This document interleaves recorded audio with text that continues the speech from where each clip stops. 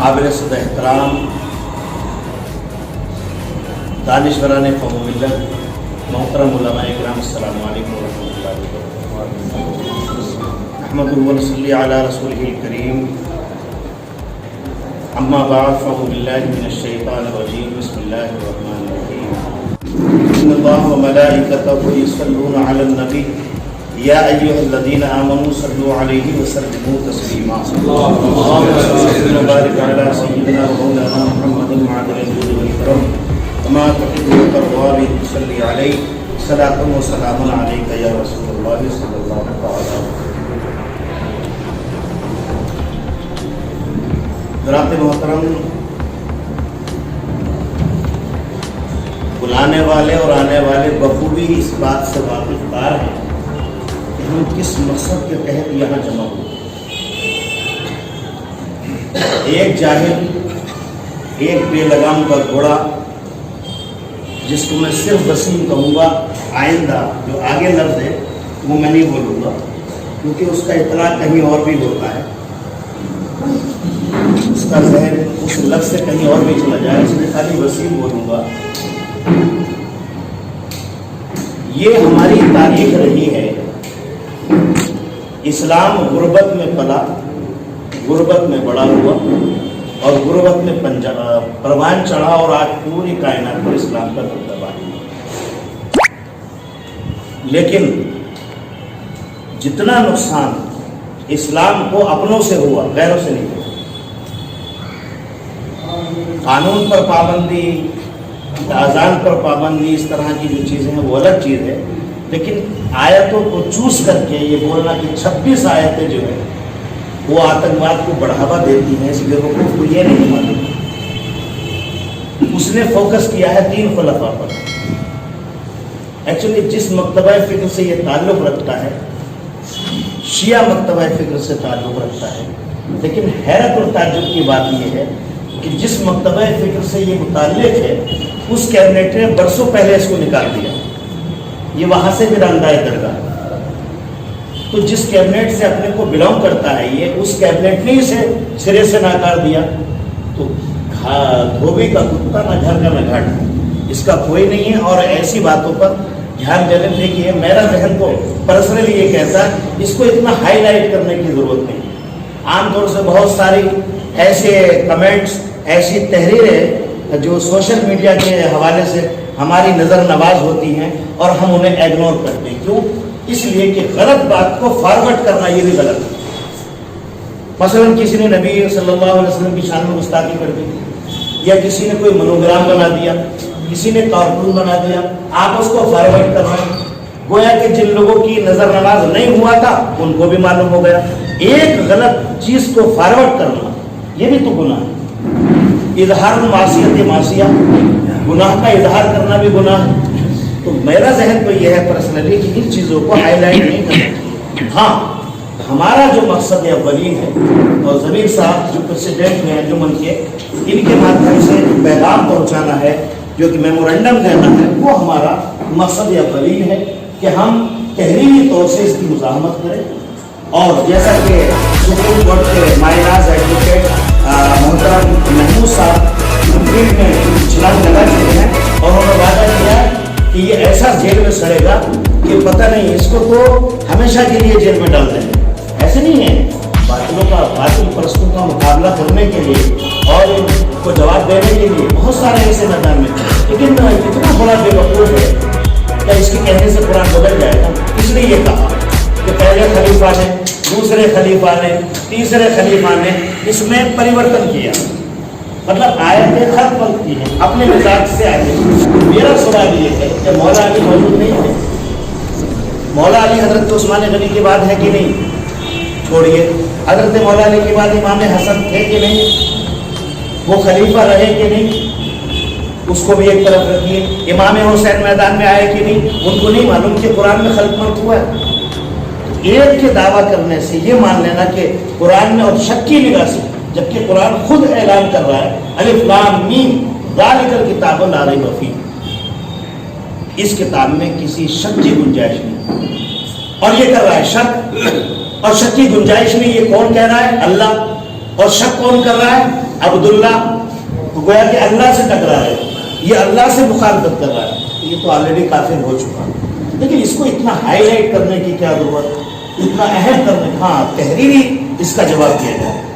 یہ دعوے کی بات، دعوے تو بہت سارے کرتے ہیں. اب دیکھیے نا، خدا ہونے کا دعویٰ آپ نے سنا ہوگا، دنیا میں خدائی کا بھی دعویٰ کیا ہے لوگوں نے، ٹھیک، نبی ہونے کا بھی دعویٰ کیا ہے لوگوں نے.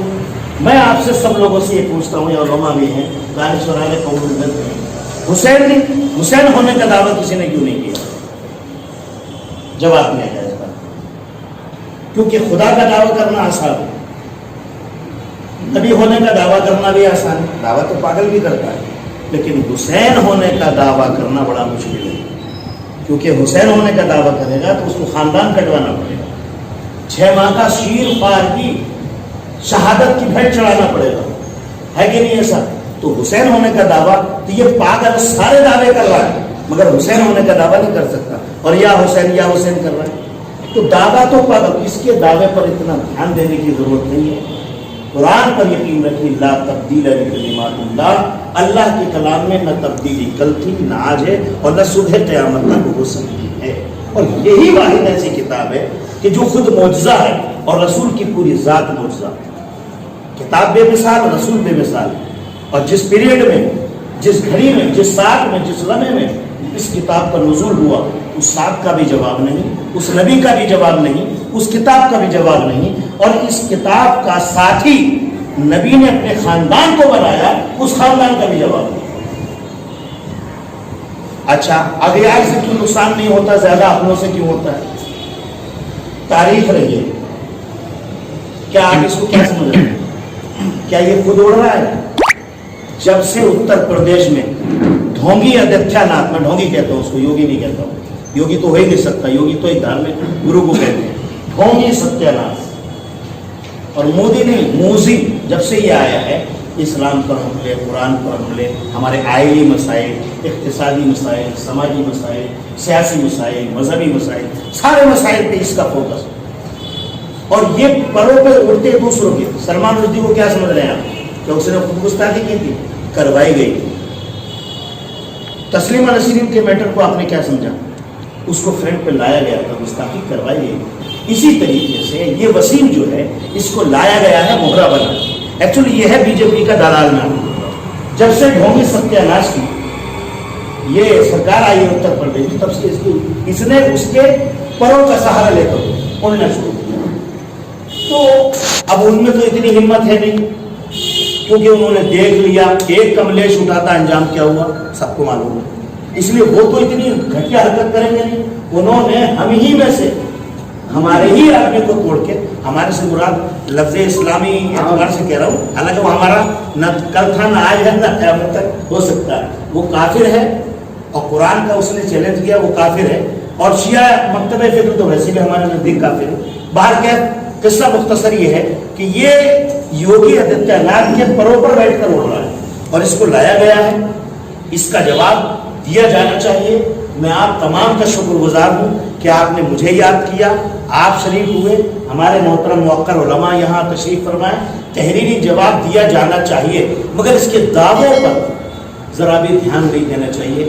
کسی جاہل کے ذہن میں یہ بات آ سکے، میں جاہل اس معنی میں کہہ رہا ہوں، آپ تو دانشور حضرات، جاہل جو بالکل کسی چیز سے تعلق نہیں. اچھا مسلمان کہہ رہا ہے قرآن میں شک ہے، 26 آیت، ہو سکتا ہے بھائی ہم سے زیادہ جاننے والا ہو سکتا نہیں. کوئی پاگل نہیں دعویٰ کرے گا، دعویٰ سچا نہیں ہوتا. بڑی پرانی بات یاد آئی، رانچی مینٹل ہاسپٹل میں بھارت کے prime minister Jawahar Lal Nehru survey کرنے کے لیے گئے. صدر صاحب کو وہ سروے کرنے کے لیے گئے تو انہوں نے دیکھا کہ مینجمنٹ کیسا ہے، مریضوں کی دیکھ بھال ہو رہی ہے نہیں ہو رہی ہے، غذا برابر ہے یا نہیں ہے، کیا ہے، میڈیسنس دی جا رہی ہیں ٹائم ٹو ٹائم یا نہیں. وہ گزرتے ہوئے ایک روم سے گزرے تو ایک پاگل سے ملاقات ہوئی. وہ ٹھہر گئے، ذرا دیکھا، وہ اٹریکٹیو تھا. اس نے اپنی اور آکرشت کیا، کھینچا، سوٹ ہو گئے. کہا کیا حال ہے، آپ کون؟ کہا تم مجھے نہیں جانتے، میں بھارت کا پرائم منسٹر جواہر لال نہرو. تو پاگل کیا کہتا ہے؟ میں کہہ رہا ہوں دعویٰ فوکس ہوتا ہے. یہ دعویٰ کر رہا ہے نا، تو پاگل بھی دعویٰ کرتا ہے، تو ہر دعویٰ قابل قبول نہیں ہوتا. تو پاگل کیا بولا؟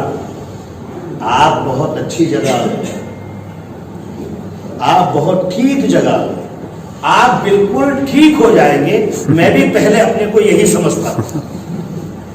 دیکھا آپ نے، تو دعوت کوئی بھی کر سکتا ہے، تسلیمہ ہو یا فلاں ہو فلاں ہو فلاں ہو، لیکن ہمارے لوگوں میں سے جو لیول مسلمان کا لگا کر کے آگے بڑھ رہے ہیں، ایسے لوگوں کو تحریراً بھی اور عملاً بھی اور فعلاً بھی اور قولاً بھی ہر طرح سے جواب دینا چاہیے. میں تو ہمارے پریزیڈنٹ انجمن کولار سے گزارش کروں گا کہ بڑے کڑے شبدوں میں بیٹر بنا کے میمورنڈم سونپا جائے اور ہمیں اس کا ریٹرن جواب چاہیے، ہمیں کارروائی چاہیے. لیکن اسلامی سزا کیا ہے میں آپ کو اسپشٹ کیے دیتا ہوں، کلیئر کیے دیتا ہوں. ایسے کافر کی صرف سزائے موت، اس کے علاوہ کچھ نہیں. کبھی نبی اللہ پہ حملے، کبھی ولی اللہ پہ حملے، کبھی رسول اللہ پہ حملے، اب کتاب اللہ پہ حملہ ہو رہا ہے، کیونکہ ہو تو کچھ نہیں سکتا، کیونکہ اللہ نے فرمایا انا نحن نزلنا الذکر وانا لہ لحافظون، ہم نے قرآن کو نازل کیا، اس کی حفاظت ہم ہی کریں گے. تو جس کی حفاظت خود اللہ کرے اسے کوئی مٹا سکتا ہے؟ تو اس کا دعویٰ فوکس، لیکن اس کو لایا گیا محرہ بنا کے اصل میں ہے کیا میں آپ کو بتاؤں. یہ یہاں کی حکومت بھی جو ہے نا بالکل بے وقوفی پر آدھارت. ہمارے جو ضروری آئلی سماجی مسائل ہیں ان سے ہماری توجہ ہٹا کر ان جیسے کو مہرہ بنا کر کے ہماری توجہ کو ٹرانسفر کیا جا رہا ہے. آپ سمجھ رہے ہیں کتنی گھنونی چال ہے اس حکومت کی. ہمارے جو اصل مسائل ہیں، جو ہمارے اصل مطالبات ہیں، ان کو بھلا کر کے ایسے گندے مسائل میں ہمیں پھنسایا جا رہا. لہذا ہمیں فوکس وسیم کمینے جیسے آدمی پہ نہیں کرنا. ماں نے چھوڑا، باپ نے چھوڑا، بھائیوں نے چھوڑا، خاندان نے چھوڑ دیا، اب پتہ نہیں کیا کیا، اب لوگ بھی چھوڑ رہے ہیں، سب چھوڑ دیں گے. ایک دو دن آئے گا جیب کی سلاخیں بھی چھوڑ دیں گے اور دیمک کے حوالے کر دیں گے. ایسا وقت آنے والا.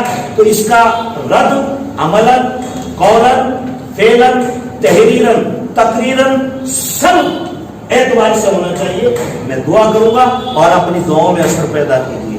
دعاؤں میں اثر کیا ہوتا ہے کہ ہماری زندگی اسلامی ہوتی ہے، علماء کے قریب ہوتے ہیں، سلیقہ دعا ہمیں ہوتا ہے، نمازوں کی پابندی کریں اور عمل کر کے دکھائیں کہ قرآن نہیں بدل سکتا، قرآن کے ہم نمونہ ہیں، اس لیے کہ قرآن پر عمل کر کے ہم بدلیں گے. قرآن میں نماز کا حکم ہے، آپ نماز پڑھیے، روزہ رکھیے، وقت سے ہر کام کیجیے، اعمال نیک کیجیے اور اس کے لیے سزا کا اللہ سے مطالبہ کیجیے. تو مرنے کے بعد تو سزا ہونی ہے. اس نے مصنوعی خبر بنائی تھی، آپ نے سوشل میڈیا کے حوالے سے دیکھ لیا، اس کا کیا انجام ہوا. لہذا ایسے فوکس دعووں کو ہائی لائٹ نہیں کرنا. آخر میں پورے بیان کا خلاصہ دو لفظوں میں، ایسے کمینوں کو فرنٹ پہ نہیں لانا، ہائی لائٹ نہیں کرنا اور اس کی جھوٹی شہرت جو اس کا مقصد مین کیا ہے. اس کا مقصد اسلم صاحب، اس کا مقصد مین کیا ہے بولے تو مشہور ہونا. یہ وقتاً فوقتاً گوشے چھوڑتا رہتا ہے اور اس کا مقصد تھا ہائی لائٹ ہو گیا سپریم کورٹ میں، ہائی کورٹ میں، دلی میں اور یہاں کرناٹکا میں، اور نہ جانے کہاں کہاں پروٹیسٹ ہو رہے ہیں اس کے خلاف، مزاحمتی مجلسیں قائم ہو رہی ہیں. تو اس کا مقصد تھا ہائی لائٹ ہونا، وہ مقصد ہو گیا. لیکن اصل اس کا مقصد جو ہے وہ یوگی آدتیہ ناتھ کو خوش کرنا، حکومت وقت کا چیلا ہے، اس کی بات کو اختیار نہیں دینا، اس کے لیے بدعا بھی کرنا اور عملاً ہمارے عمل سے قول سے اظہار ہونا چاہیے. میں تمام کا شکر گزار ہوں. اللہ تعالیٰ آپ کو سلامت رکھے اور ایسی محفل قائم کرنے کی توفیق عطا فرمائے. اور مین جو میرا عام طور سے آج کل جو موضوع ہے میری تقریر کا وہ اتحاد ہے، چونکہ میرا ماننا یہ ہے کہ اتحاد ہماری زندگی ہے اور اختلاف ہماری موت ہے. بلا تفریق مذہب و مسلک لفظ لا الہ الا اللہ محمد الرسول اللہ کے پلیٹ فارم کے نیچے آ جائیے، سارے مسئلے حل ہو جائیں گے. اللہ حافظ.